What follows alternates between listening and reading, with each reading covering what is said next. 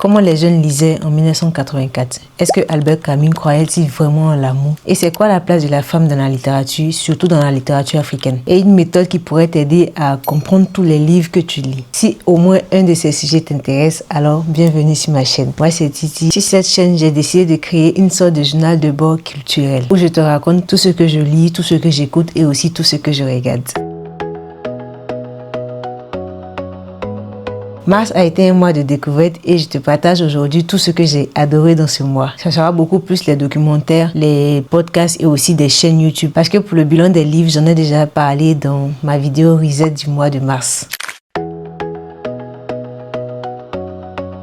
On commence directement avec les podcasts que j'ai aimés ce mois-là. Le premier podcast est sur la chaîne Labyrinthe Studio. C'est un podcast de 3 femmes qui parlent de littérature, mais vraiment très simplement. Dans leur tout premier épisode sur cette chaîne, elles ont parlé de la place de la femme dans la littérature et surtout dans la littérature africaine. En fait, j'ai trouvé que ce podcast a ressemblé à une discussion entre copines juste pour parler de livres sans vraiment prise de tête. J'ai vraiment hâte de découvrir leurs prochains épisodes sur la chaîne. Ensuite, j'ai aussi adoré le podcast Vous irez trop bien ensemble sur la chaîne Louis Média. Mais avant même de parler de l'épisode de podcast, ce qui a été le plus marquant dans ce podcast là, c'est les illustrations qui ont été faites. C'était tellement joli à voir, tellement beau. En ce qui concerne le podcast, c'est une histoire vraie, celle d'une femme qui a été victime de catfish en quelque sorte. En gros, il y a quelqu'un qui se fait passer pour un autre homme pour elle la draguer. Et tout au long de leur échange, ce qui a fait un peu tiquer la dame, c'est le gars ne voulait jamais d'appel. Il ne faisait jamais de message vocal et il ne voulait jamais qu'ils puissent se rencontrer alors qu'ils n'habitaient pas loin l'un de l'autre. Donc à chaque fois, lui voulait échanger que par message. Donc elle s'est dit, mais c'est bizarre, il y a peut-être quelque chose qui ne va pas. Au final, on se rend compte que c'était une histoire d'usurpation d'identité. C'était quelqu'un d'autre qui usurpait de l'identité d'une autre personne pour pouvoir séduire d'autres femmes. Et franchement, c'est une histoire qui fait peur parce que vu comme ça, on va se dire, mais comment cette personne a réussi à avoir les photos? L'homme dont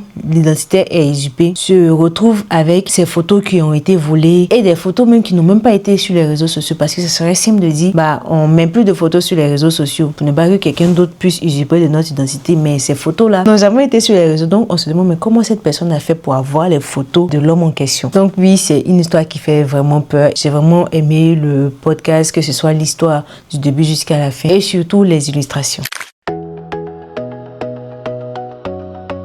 En ce qui concerne les documentaires, il y a un documentaire que j'ai vraiment adoré. C'était le documentaire sur INA, Société, École, Lycée, Université, comment les jeunes lisent en 1984. En fait, c'était une sorte de reportage qui rassemble des séquences de micro-trottoirs qui a été faite en 1984 où on posait des questions aux gens, surtout aux jeunes, sur leur rapport à la lecture. Parmi les questions, on leur a demandé qu'est-ce qu'ils pensaient du livre de poche. Et justement, moi, je suis une grande adepte des livres de poche. Je ne lis que, en majorité en tout cas, des livres de poche parce que c'est beaucoup plus pratique. Pour moi, les avantages du livre de poche, c'est le fait que ça soit pratique à emporter partout et aussi le fait que ça soit agréable pour mes mains parce que j'ai de petites mains. Et globalement, les gens trouvaient que c'était vraiment une très belle initiative parce qu'avec ce format, on pouvait enfin emporter partout où on allait les livres qu'on allait lire. Par contre, dans le reportage, il y en a qui préféraient beaucoup plus les formats collector, donc les plus gros formats. Et il y en a un qui m'a vraiment dérangé avec sa réponse. En fait, on lui a demandé qu'est-ce que vous pensez du livre de poche? Et lui, il a dit beaucoup de mal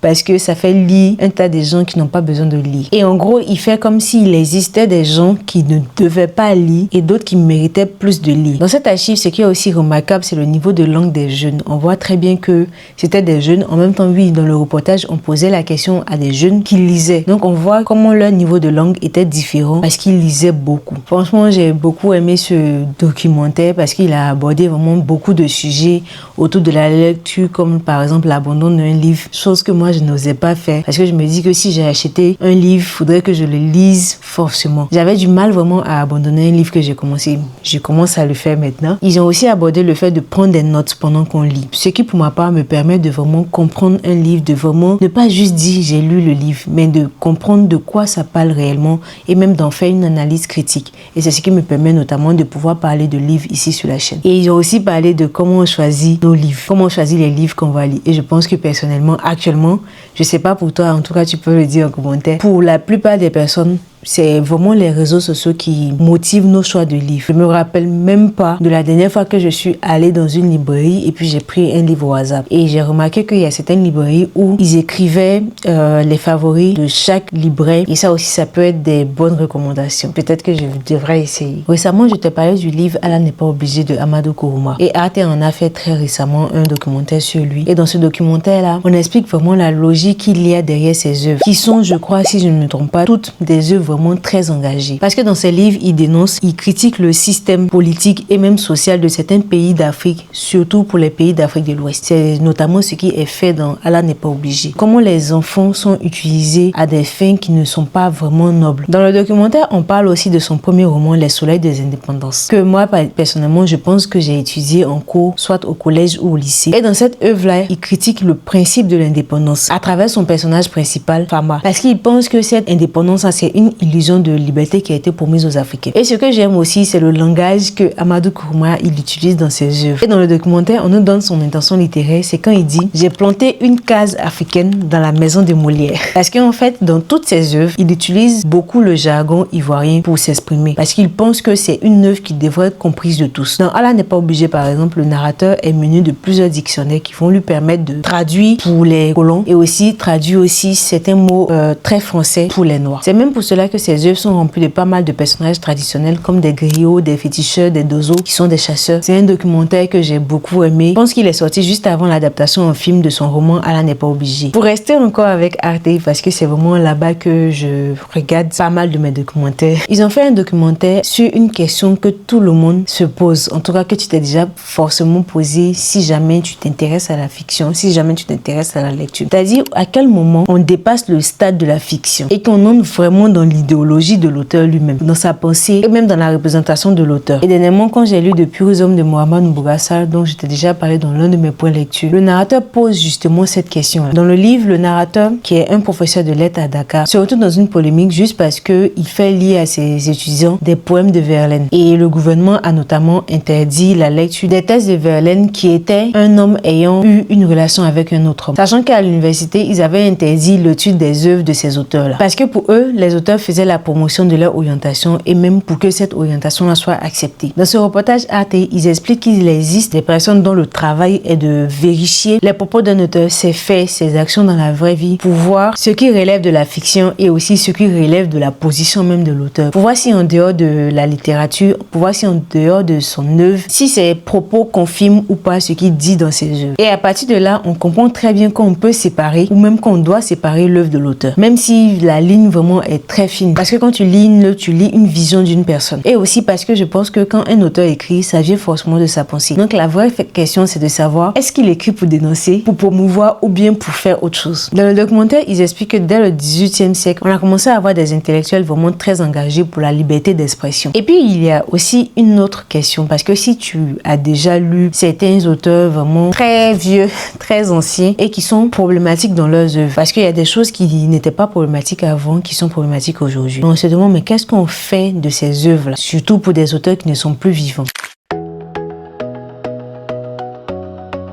Comme le mois dernier, j'ai aussi envie de te parler de 3 chaînes que j'ai beaucoup aimées ce mois de mars. La première chaîne dont je te parle, c'est la chaîne Bullet Journal. C'est la chaîne du créateur de la méthode Bullet Journal, communément appelée le Bujo, de l'auteur lui-même, Ryder Carroll. Je ne sais pas pour toi, mais moi, à chaque fois que je tombais sur des vidéos Bujo, c'était toujours des carnets très beaux, très esthétiques, vraiment avec de jolis dessins. Et à chaque fois, je commençais la méthode, mais je finissais par arrêter parce que j'arrivais pas à tenir sur la longueur avec les dessins. Et je me retrouvais à culpabiliser à chaque fois de ne pas avoir un carnet aussi beau. Et cette année, j'ai beaucoup regardé les vidéos de la chaîne Les Astuces de Margot. Vraiment, elle a des carnets très créatifs. C'est grâce à elle que j'ai su c'était qui avait créé la méthode de Bullet Journal. Et aussi, j'ai pu aller faire un tour sur la chaîne de l'auteur lui-même. Sur sa chaîne, il explique comment il s'organise vraiment très simplement, juste avec un seul carnet. Ça m'a donné envie de me remettre à utiliser un Bullet Journal aussi simplement que lui. Donc, avec seulement quelques pages. Donc, les pages les plus importantes que moi, en tout cas, j'ai mis en place dans mon Bullet Journal. Le monthly log où j'ai une vue d'ensemble sur tout ce qui va se passer dans le mois. Et aussi chaque jour, soit la veille ou le jour J, j'écris juste la date du jour et les tâches ou les événements du jour. Et c'est en tout cas en le faisant comme cela, j'arrive à mieux m'organiser. Pour le moment, je suis encore en phase de test et je pense que c'est une méthode que je vais garder longtemps parce que déjà, ça me permet de lister tout ce que j'ai à faire et même à la fin de la journée, je ne suis pas stressée. Et aussi, les jours où j'arrive pas à écrire, vu que je n'ai pas d'endroit prédisposé pour un jour précisément, le jour où je n'arrive pas à écrire, je ne suis pas stressée parce qu'il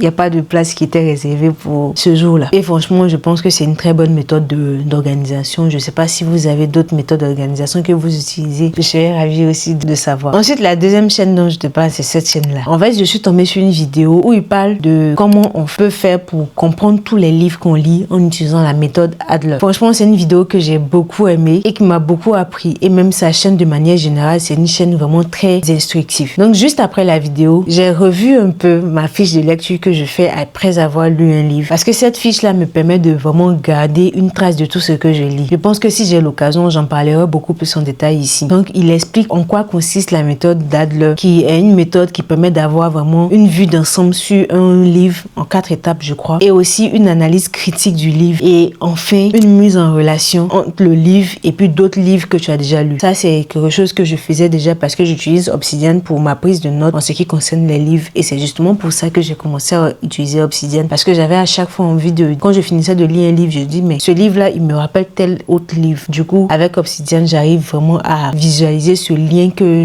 je crée entre plusieurs œuvres. La troisième et dernière chaîne dont je te parle, c'est Miroir d'encre. En fait, c'est une booktubeuse que je suis vraiment depuis plus d'1 an maintenant. J'ai toujours pioché dans ses recommandations. C'est d'ailleurs grâce à elle que j'ai lu Novecento Pianiste parce que quand elle a fait sa revue sur ce livre-là, ça m'a vraiment donné envie de le lire et notamment, elle a lu un passage qui m'a beaucoup plu. Et ce passage-là, quand je l'ai lu moi aussi dans le livre, j'ai aimé. Je la mets dans cette sélection alors que je la connais depuis longtemps parce qu'au mois de mars, j'ai regardé une de ses vidéos, vraiment une très très bonne vidéo qu'elle a faite sur Camus. Donc, Albert Camus croyait-il vraiment en l'amour? Ou plutôt, peut-on aimer dans un monde absurde? En fait, elle s'appuie dans cette vidéo-là sur les œuvres de Camus pour expliquer sa philosophie et aussi le cycle de ses romans. Chose que je ne savais pas parce que moi, j'ai lu seulement un seul livre de Camus. Je ne savais même pas qu'il y avait un cycle. Je suis pas une fan de Camus. Et j'ai trouvé que sa vidéo était vraiment très bien travaillée, très bien documentée. Tout était très propre dans sa vidéo. J'ai trouvé aussi qu'elle avait de très bons arguments, de très bonnes explications. Et franchement, j'ai rien à dire sur la vidéo. En fait, en regardant sa vidéo, elle te donne presque envie de lire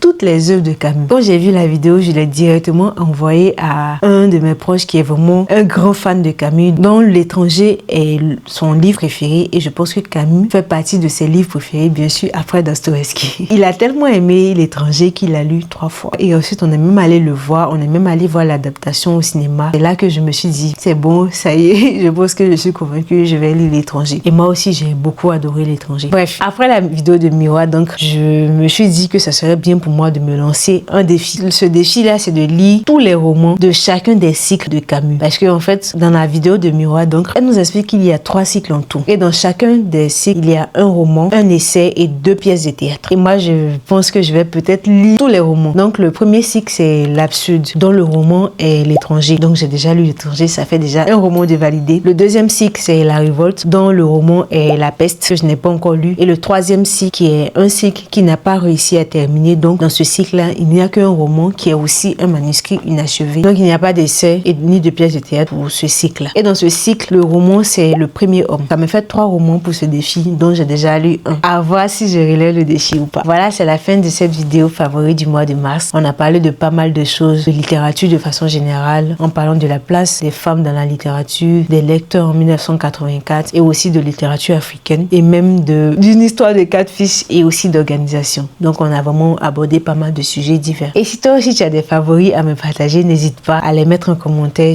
J'adore vraiment découvrir de nouvelles choses grâce à vous. On se retrouve très bientôt pour un prochain bilan et en attendant, prends bien soin de toi.